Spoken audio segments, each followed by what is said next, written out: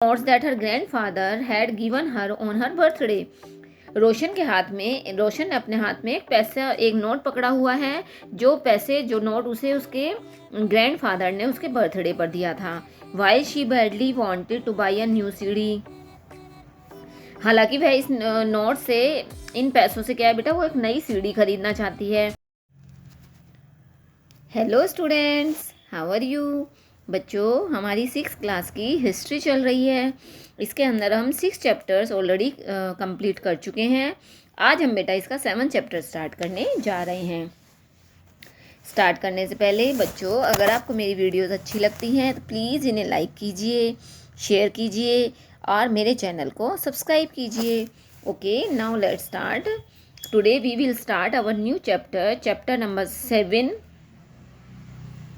Ashoka the emperor and who gave up war. तो बेटा देखिए, जो ये आज का चैप्टर है बहुत ही इंटरेस्टिंग होने वाला है. इसके अंदर हम एक राजा, जिसका नाम क्या था बेटा, अशोका था, हम आज उस राजा के बारे में डिस्कस करने जा रहे हैं. और इसमें क्या बताया गया कि जो एक राजा है, एम्परर, क्या नाम है उसका, अशोका है, उसने क्या किया बेटा, गेव अप वार. उसने मतलब लड़ाई करनी ही छोड़ दी.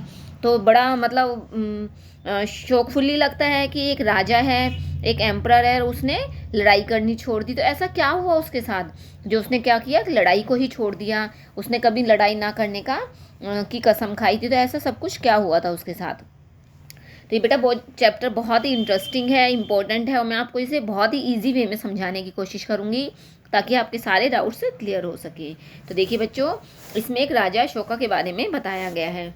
तो स्टार्टिंग है इसमें रोशंस रुपीज़. अब देखिए, रोशन नाम की एक गर्ल है, उसके पास पैसे हैं. तो वो देखिए उसके बारे में बताया है. Roshans clutched the crispy notes that her grandfather had given her on her birthday.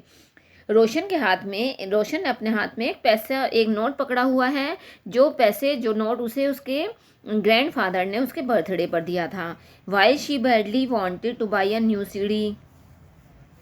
हालांकि वह इस नोट से, इन पैसों से क्या है बेटा, वो एक नई सीडी खरीदना चाहती है. She also wanted to just see and feel the brand new notes. और वह क्या उस नोट को देख रही है, और क्या है, वो उसको बिल्कुल एकदम नए नोट को मतलब फील कर रही है, मतलब उसे बहुत अच्छा लग रहा है. It was then that she notice that all of them had a smiling face of Gandhi ji. तो जब वो नोट को देखती है, रुपीज़ को देखती है, तो वो क्या देखती है कि जो नोट है उसके ऊपर क्या है, गांधी जी का एक हंसता हुआ चेहरा है, printed on the right side में, and a tiny set of lions on the left. और लेफ्ट साइड में शेर का छोटा सा क्या है, सेट बना हुआ है उसके ऊपर. What were the lions there for she wondered. उसे एकदम से आश्चर्य होता है कि ये शेर यहाँ पर कैसे आ गए. तो देखिए, अब वो ये शेर कैसे आए थे, तो उसका जो उसे वंडर हो रहा था, आश्चर्य हो रहा था, तो उस सभी के बारे में इसमें आगे देखते हैं बच्चों. देखिए इसमें नेक्स्ट हेडिंग बेटा, a very big kingdom and empire. The lions that we see on our notes and coins have a long history. बच्चों, जो हमारी करेंसी है इंडिया की, वो क्या है बेटा, रुपीज़ है. तो उसके ऊपर हमें जो नोट्स हैं, कॉइन्स के ऊपर हमें जो लॉइंस दिखाई देते हैं, तो उसके पीछे बहुत बड़ी हिस्ट्री है. They were carved in stone and placed on top of a massive stone pillar at Sarnath, about which you read in chapter 6. आपने जिसके बारे में बेटा चैप्टर 6 में पढ़ा था, तो ये कहाँ से लिए गए, सारनाथ के स्तंभ से, पिलर से इन्हें लिया गया है.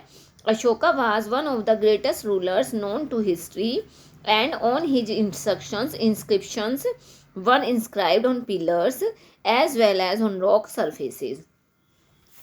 तो देखिए बच्चों, हिस्ट्री के अंदर जो अशोका नाम का जो राजा था, बहुत ही पॉपुलर था. और उसकी जो भी इंस्ट्रक्शंस होती थी, वो अपनी सारी इंस्ट्रक्शंस को पिलर्स के ऊपर या रॉक सरफेस के ऊपर वो क्या किया करता था, उन्हें इंस्क्राइब्ड करवाया करता था, यानी कि छपवाया करता था.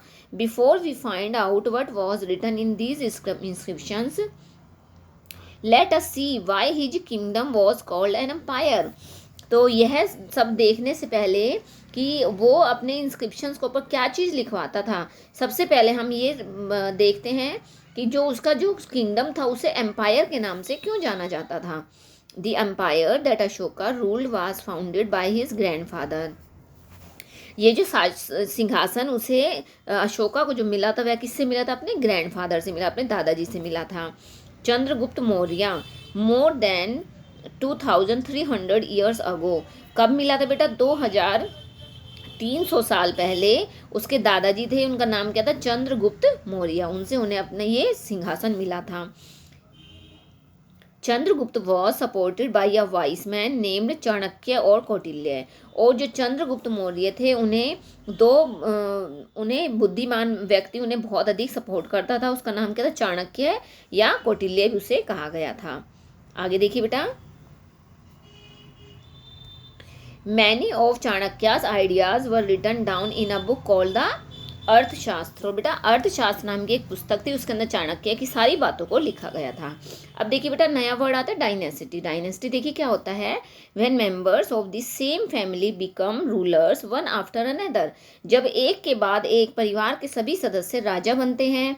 The family is often called a dynasty, तो उस फैमिली को ही डायनेसिटी का नाम दिया जाता है।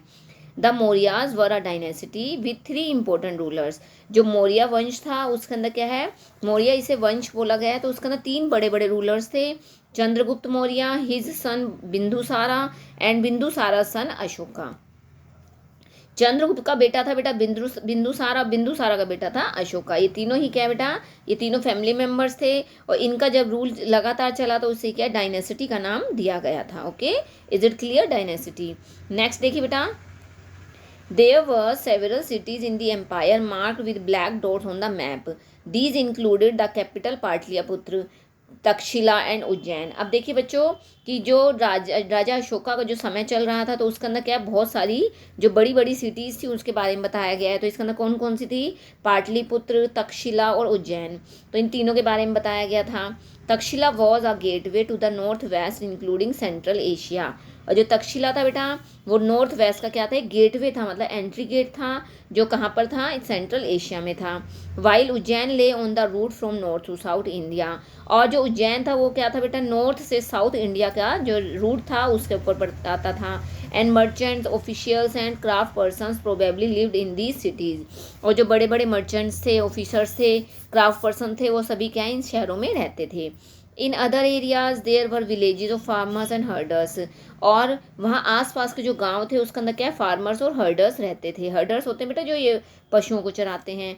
इन some areas such as central India, और सेंट्रल इंडिया के कुछ भागों के अंदर there were forest where people gathers forest produce and hunted animals for food, और वहाँ के जो जंगल थे आसपास के वहाँ पर क्या बेटा लोग रहते थे उन जंगलों के अंदर, और वहाँ पर वो पशुओं के लिए फूड को सर्च करते थे, पशुओं को मारते थे और उनसे अपना खाना तैयार करते थे।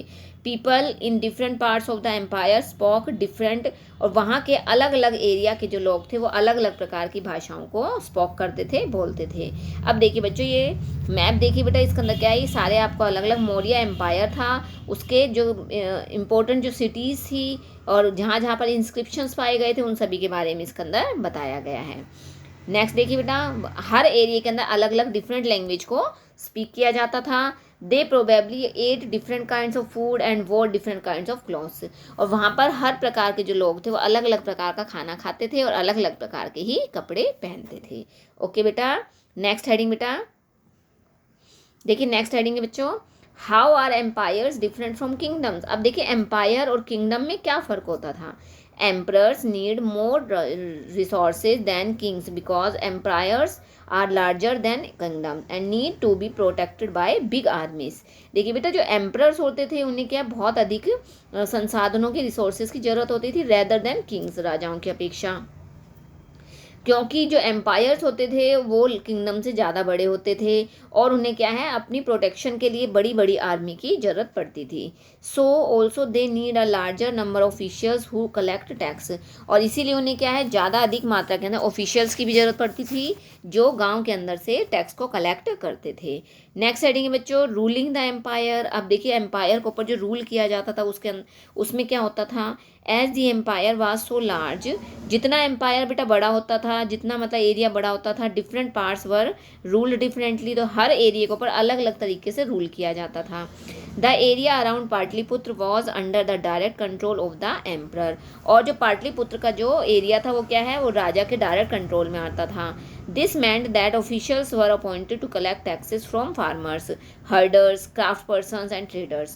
और यहाँ पर बेटा जितना बड़ा एरिया होता था वहाँ पर क्या उसी के अकॉर्डिंग ऑफिशियल्स को वहाँ पे अपॉइंट किया जाता था. क्या काम करते थे वो? फार्मर से, हर्डर से, क्राफ्ट पर्सन से, ट्रेडर से टैक्स कलेक्ट करते थे. Who lived in villages and towns in the area, जो उस एरिया के विलेज और टाउन के अंदर रहते थे. ओके बेटा, आगे देखिए.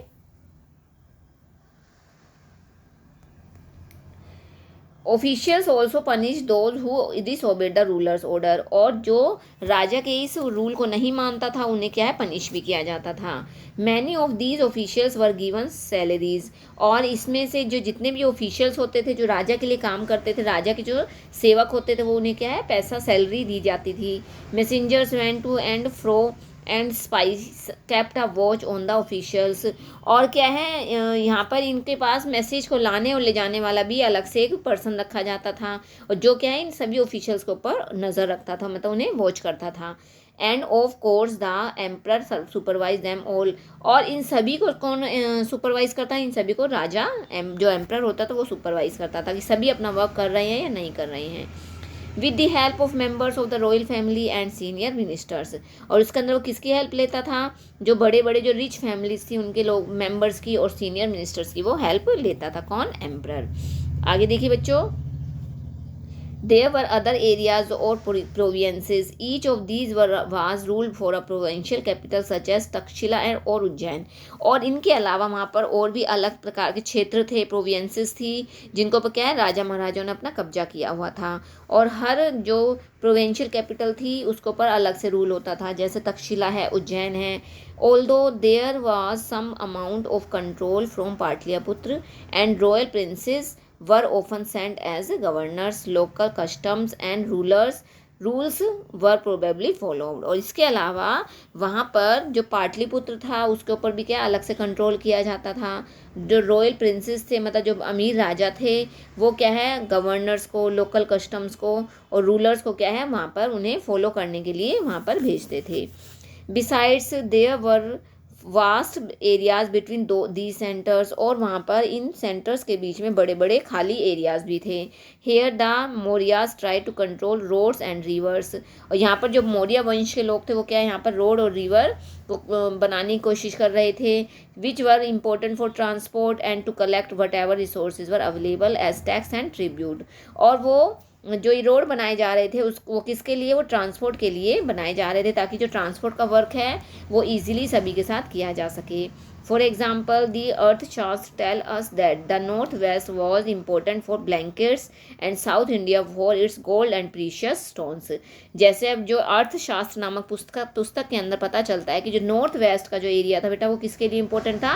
ब्लैंकेट्स यानी कि कंबल के लिए, और जो साउथ इंडिया था वहाँ से गोल्ड और प्रीशियस स्टोन्स के लिए बहुत अधिक महत्वपूर्ण था. It is possible that these resources were collected as tribute, और यह बताया गया कि जितने भी ये रिसोर्सेज थे उन्हें क्या है इजी वे में, इजी तरीके से उन्हें वहाँ कलेक्ट किया जाता था.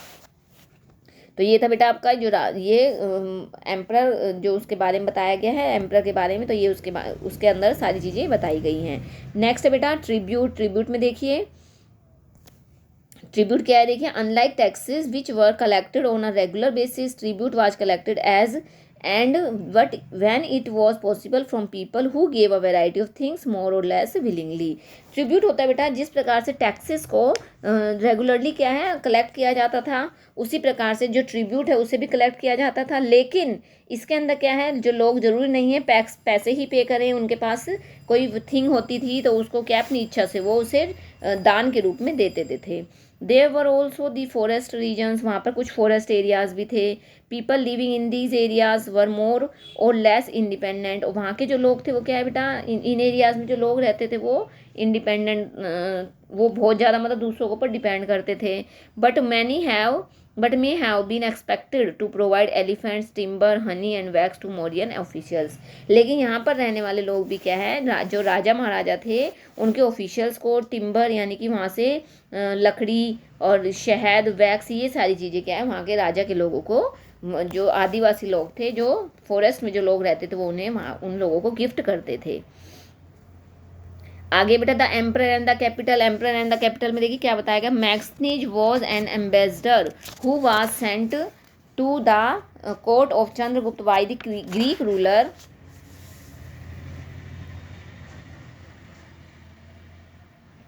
Greek ruler of West Asia named Seleucus Nicator. बेटा इसके अंदर देखिए जो एम्परर है उसके बारे में बताया गया कि मैक्सनिस नाम का एक एम्बेसडर था जो क्या क्या है चंद्रगुप्त के दरबार के अंदर आया था। Megasthenes wrote an account about what he saw, here is a part of his description. और मैक्सनिस ने वहाँ पर जो कुछ भी देखा उस सभी को उसने डिस्क्रिप्शन के ऊपर लिखा था। तो देखिए क्या लिखा था, the occasions on which the emperor appears in public are celebrated with grand royal processions. वहाँ पे जो भी छोटे छोटे अवसर होते थे राजा महाराजा उन्हें क्या है सेलिब्रेट करते थे। He is carried in a golden palanquin, और वो क्या है वहाँ पर एक गोल्डन सोने का पैलिनक्यून लाया था। His guards ride elephant decorated with gold and silver, और जो राजा होता था उसकी सवारी हाथियों के ऊपर गोल्ड सोने और चांदी से उसको सजाकर उसके ऊपर उसकी सवारी निकाली जाती थी। Some of the guards carry trees on which live birds including a flock of trained parrots circle about the head of the emperor. और वो उसके अलावा जो राजा था उसके लिए क्या है बेटा अलग अलग प्रकार के गिफ्ट वहाँ पर लाए जाते थे। उसके अंदर क्या है कई कई तरह के अलग अलग प्रकार के जो ट्रेंड पैरेट्स होते थे तोते होते थे उन्हें भी वहाँ पर लाया जाता था। The king is normally surrounded by armed women, और जो राजा होते थे उसके पास क्या है उनको रानियां भी मतलब लड़कियां वीमेंस भी उन्हें भेंट की जाती थी।